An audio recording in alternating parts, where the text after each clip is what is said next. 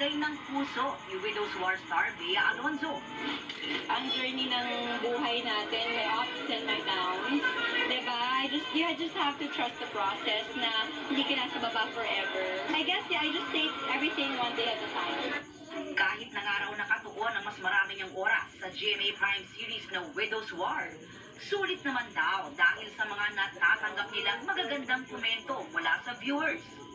Isa sa mga napapansin din ng mga manonood ay ang fashion ng mga karakter nila. Ang ginagampanan niyan si Sam na isang interior designer bago nakapangasawa ng ubod ng yaman na si Paco Palacios. As you can see, in the beginning of the story, mas simple pa si Sam. But right now, parang medyo nagiging gray yung character niya. As much as she doesn't want to become one of the Palacios, she's slowly becoming like Aurora. So marami siyang ipinaglalaban. So medyo sumusunod din yung pananamit niya doon. And speaking of yaman, laging kasama ang pangalan ni Bea bilang isa umano sa richest Filipino celebrity. Bukod sa pagiging artista at endorser, proud owner din si Bea ng isang 16-hectare farm sa Zambales. At mayroon ding property abroad.